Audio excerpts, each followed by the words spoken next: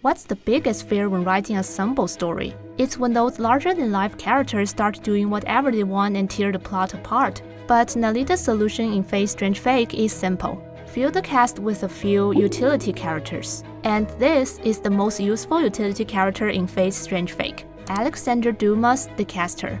When story is devolving into chaos, he brings it back. When audiences are confused, he explains the world while threatening his master. But the real trick is how to use a utility character without making the audience notice they are using them.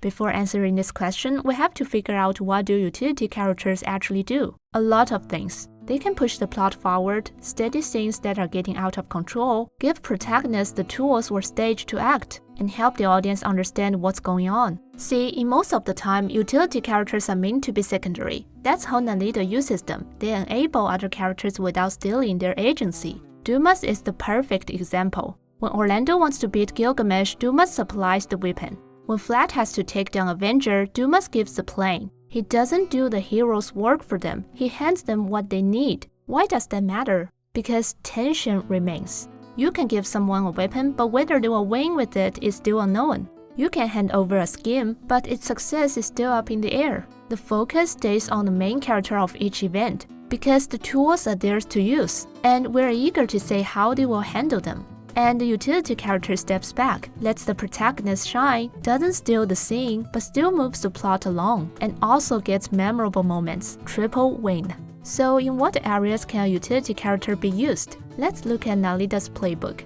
Utility characters are the narrative Swiss Army knives. Their roles include, but are not limited to, messenger, passing information between factions or characters; guide, leading other characters through unfamiliar worlds; teacher, showing both characters and the audience how a new fight or magic system works; war correspondent, clarifying chaotic situations; heat sink, stopping things when they get out of control; foil, highlighting other characters by contrast. Dumas fills many of those roles, but Nalita's best use of him is as a war correspondent.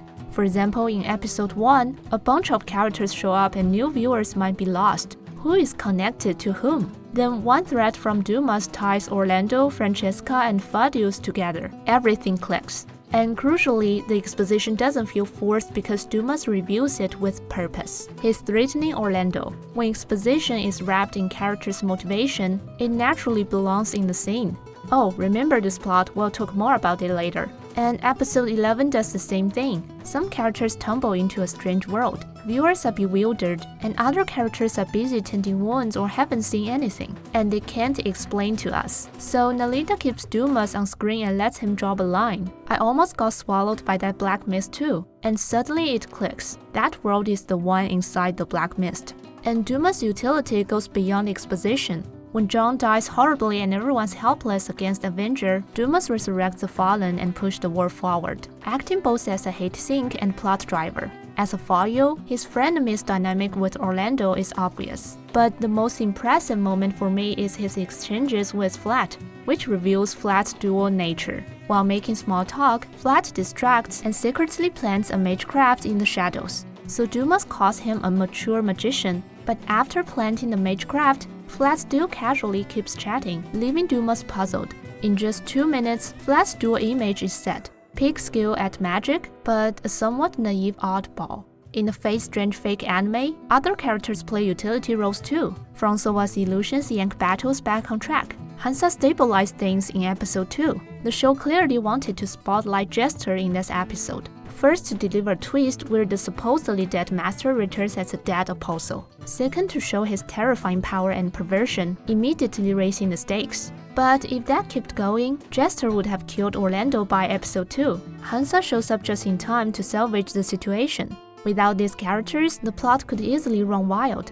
But at this point you might ask, are these utility characters useful simply because they were written that way?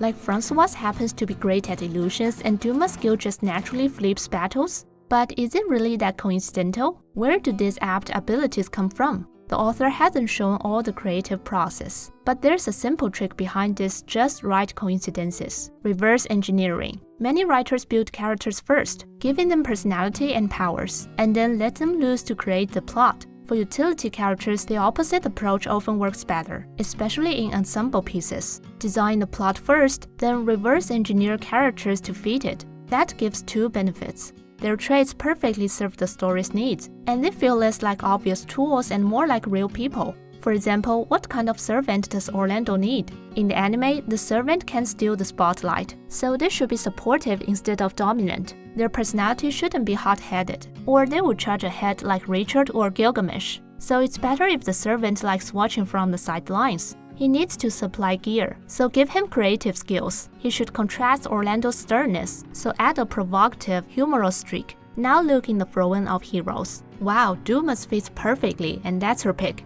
A character built this way reads like someone who genuinely likes watching the show unfold, not like an author suddenly needing someone to watch in the show. That also explains Dumas' thread plot. To make exposition feel like characters' interaction, Dumas is set up as someone who is savvy online and willing to use threads to get what he wants. This way, the exposition doubles as believable roleplay, not an awkward info dump. This reverse engineering trick is especially useful for ensemble casts. When you have too many characters, each with their own weight, the ones with lead or villain energy can get too big, like Richard or Avenger. If you keep writing, they'll start moving independently and break the intended plot. That's when you need utility characters. But if utility characters are too obvious just tools, they break the ensemble balance. Hey, why should everyone else be three-dimensional while they remain flat? By designing utility characters through reverse engineering, you let them steer the plot while still making them feel grounded. They'll save the story without feeling like plot devices. Because they were shaped around the plot, their moments of shine feel natural and character-driven.